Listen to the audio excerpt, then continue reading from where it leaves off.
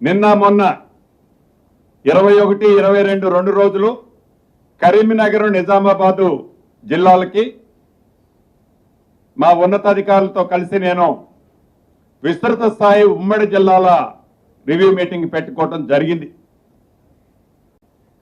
ప్రధానంగా దాంట్లో ఏదైతే భూభారతి చట్టం, ఈ చట్టానికి రిసీవ్ అయిన వచ్చిన అప్లికేషన్లు సాదా బైనామాలతో సహా ప్రతి అంశాన్ని క్షుణ్ణంగా డిస్కస్ చేయడంతో పాటు ఏదైతే రాష్ట్ర ప్రభుత్వం ప్రతిష్టాత్మకంగా సర్వే చేస్తే తప్ప పేదవాడి భూమికి, భూములున్న ఆసాములకి పూర్తి భద్రత కలగదు అనేది పక్క వివిధ జిల్లాల్లో ఉన్న ఎక్స్పీరియన్స్ని బట్టి ఈ ప్రభుత్వం ఒక నిర్ణయానికి వచ్చింది.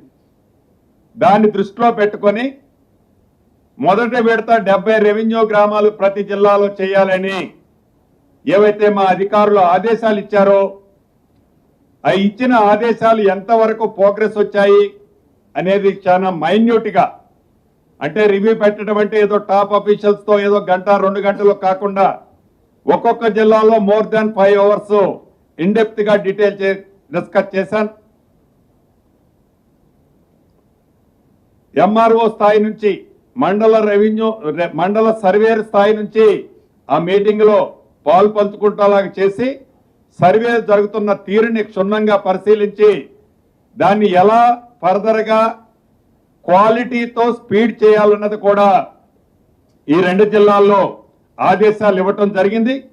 మిగిలిన జిల్లాలో కూడా రాబోయే కొద్ది రోజుల్లో ఈ ప్రభుత్వం ఫోకస్ చేసి ప్రతి దానికి సమస్య సర్వే, ఈ సర్వే చేసి కోఆర్డినేట్స్ తో ఏదైతే మ్యాప్ని ఇస్తామో ఈ మ్యాప్ ఆధార్ ఎలా ఉంటుందో భూదారికి ప్రతి ఒక్క యూనిక్ నెంబర్ ఇస్తామని చెప్పామో అది ఇచ్చినట్లయితే భూములున్న ఆసాములు నెక్స్ట్ తరానికి వారి పిల్లలకి ఇచ్చే ఆస్తులు ఏవైతే ఉన్నాయో వివాద రహితమైన భూములు ఇవ్వగలుగుతారు. పాల్లాగా ఏదైతే ప్రైవేటు ఆస్తులన్నీ పాల్లాగా గుర్తించి వాటిని అన్నిటినీ కూడా రెగ్యులైజ్ గా క్లియర్ కట్ కోఆర్డినేట్స్ తో, జియో కోఆర్డినేట్స్ తో వాళ్ళకి మ్యాపులు ఇచ్చి ఏవైతే ప్రభుత్వ స్థలాలు కూడా కబ్జాలు గురి కాకుండా అసైన్మెంట్ ఇచ్చిన ల్యాండ్స్ పోను మిగిలిన వాటిని పూర్తి రక్షణ ప్రభుత్వం కల్పించడం కోసం ఈ సర్వే ఉపయోగపడుతుందని తలంచాను. అదే రకంగా హౌసింగ్ సెక్టార్ లో కూడా సెకండ్ ఫేజ్ లో ఇచ్చాం. ఈ సెకండ్ ఫేజ్ డిస్ట్రిబ్యూషన్ ఎలా ఉందో చూసాం.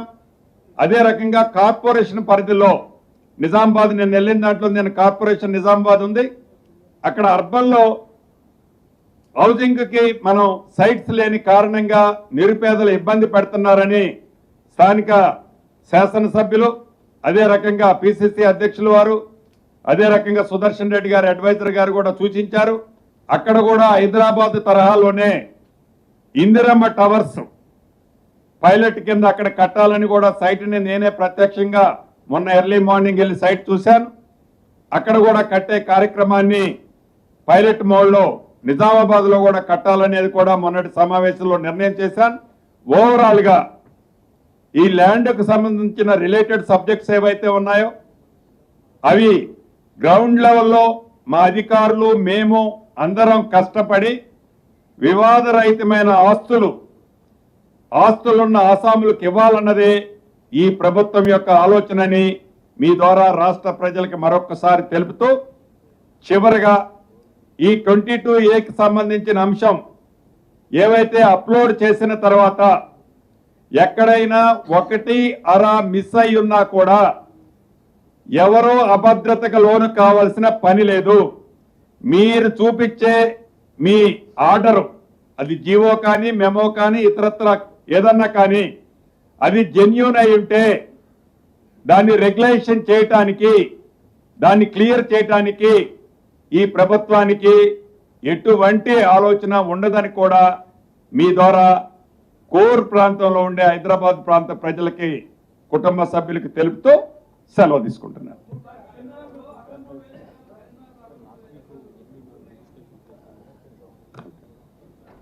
సో మా లోకేష్ గారు చెప్పేది ఏవైతే స్లాట్స్ బుక్ చేసుకున్నారో 13 or 14 తప్ప మిగతావన్నీ కూడా క్లియర్ చేశాం. ఈ 13, 14 అనేది క్లియర్ చేసేవి కావు, అవి ప్రభుత్వ ఆస్తులు. కరీంనగర్ లో నేను నిన్న లేదు మొన్న రివ్యూ చేసినప్పుడు సేమ్ సబ్జెక్ట్ వచ్చింది. ఇక్కడ లాగానే ఏవైతే ఆస్తులు ప్రభుత్వం వివిధ జీవోల్లో ఇచ్చారో అవి అప్లోడ్ చేశారు, ఆల్రెడీ క్లియర్ అయింది. మీరు బ్యానర్ ఐటమ్ కొంతమంది రాసుకోవటం తప్ప అక్కడ ఇష్యూ లేదు.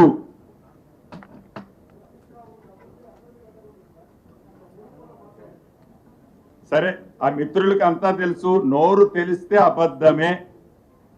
అబద్ధాన్ని ఎట్లా అంటగట్టొచ్చు అనడానికి కేర్ ఆఫ్ ఆ మిత్రుడే.